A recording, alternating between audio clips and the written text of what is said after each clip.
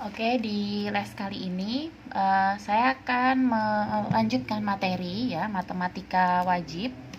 Kemarin itu kan kita sudah belajar tentang kaidah pencacahan, permutasi kombinasi. Nah, sekarang kita lanjut ke bab selanjutnya. Ini adalah bab terakhir di semester ini, yaitu judulnya adalah judul bab peluang kejadian. Sebenarnya materi peluang itu sudah pernah dipelajari pas SMP. Nah, ini yang diulang kembali tapi lebih mendalam. Nah, kajian materi untuk peluang ya, peluang kejadian ini ada dua hal penting yang akan dibahas di sini, yaitu peluang suatu kejadian. Kajian materinya yaitu yang pertama peluang suatu kejadian, lalu peluang kejadian majemuk.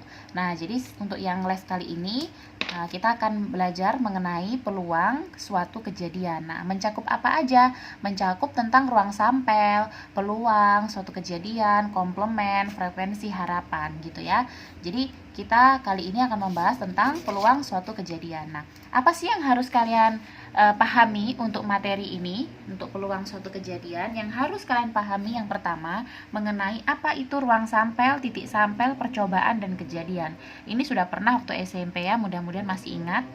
Kalau ruang sampel itu dilambangkan dengan S besar ya, itu mencakup seluruh himpunan dari semua hasil yang mungkin akan terjadi.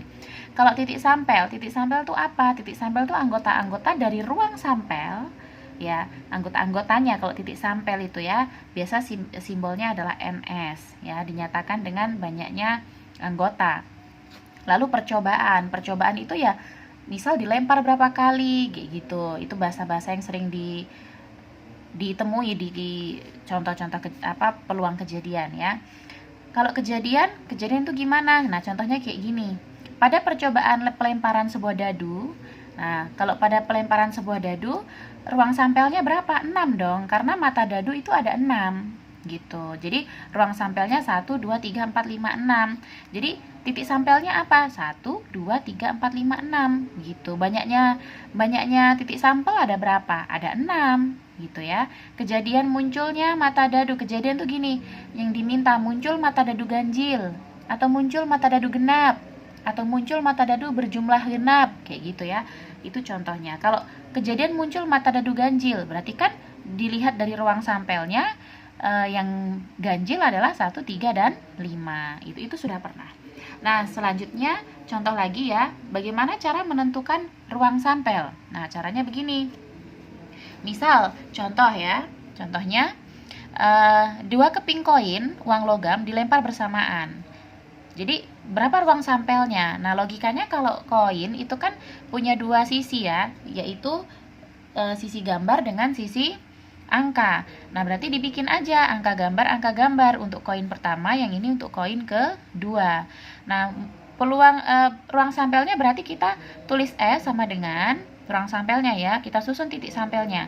AA itu artinya kedua dadu ketika dilempar muncul angka dan angka untuk kedua dadunya. Jadi dadu pertama, dadu kedua, atau koin pertama, koin pertama, koin kedua itu muncul angka semua. Lalu muncul gambar dan angka.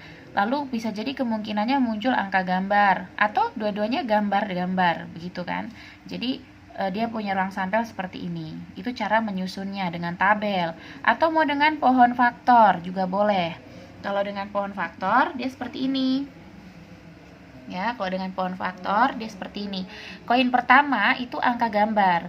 Nah, koin pertama bisa berpasangan dengan koin kedua angka dengan angka. Bisa juga koin pertama angka, koin kedua gambar. Kayak gini ya. Nah, lalu bisa juga gambar dengan angka atau gambar dengan gambar. Intinya sama.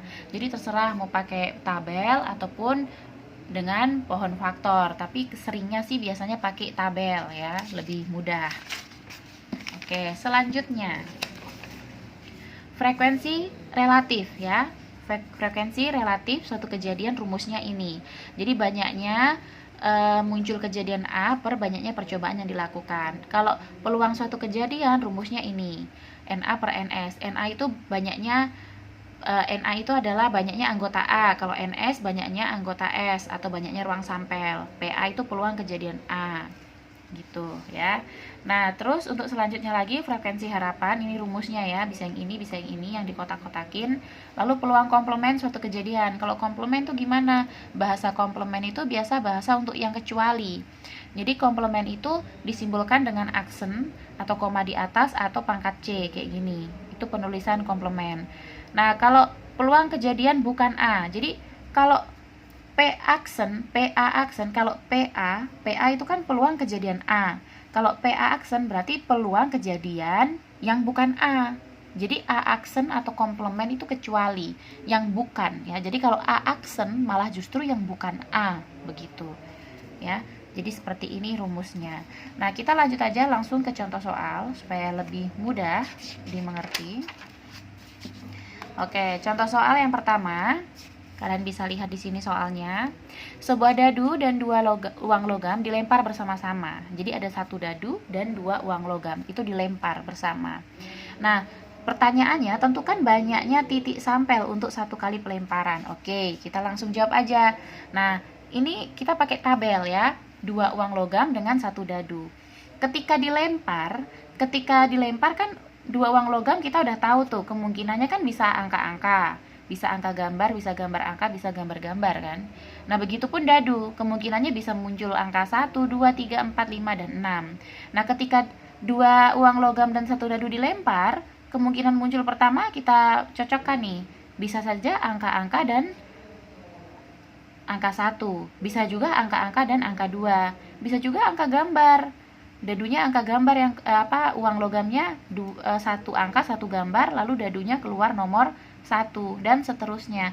Sehingga di sini kalau dihitung semuanya jumlah banyaknya titik sampel itu ada 24 gitu. Ya, jadi itu sudah selesai tuh urusan pertama menggunakan cara tabel ya untuk menentukan titik sampel satu kali pelemparan dari dua uang logam dengan satu dadu 24. Lalu peluang kejadian muncul dadu bernomor ganjil dan satu gambar. Nah, kalau udah kayak gini kita tinggal lihat aja. Kita tinggal lihat aja di titik sampelnya. Dia minta muncul dadu bernomor ganjil dan satu gambar. Kita cek dadu bernomor ganjil. Kandidatnya berarti di sini, dan di sini. Itu kandidatnya karena nomornya ganjil. Dia minta dadu nomor ganjil 135. Tapi untuk koinnya atau logamnya dia mau satu gambar. Berarti kalau kayak begini, angka-angka 1 itu tidak masuk. Kenapa? Karena tidak ada gambarnya, dia mau ada gambar, tapi satu aja. Berarti yang masuk ini. Ya kan, gambarnya satu, salah satu koinnya keluar gambar, muncul gambar. Gitu. Berarti ini juga. Berarti ini lagi. Nah, berarti tinggal disusun. Angka gambar 1, angka gambar angka 1, lalu angka gambar 3, angka gambar 5, gambar angka 3, lalu gambar angka 5, kayak gitu.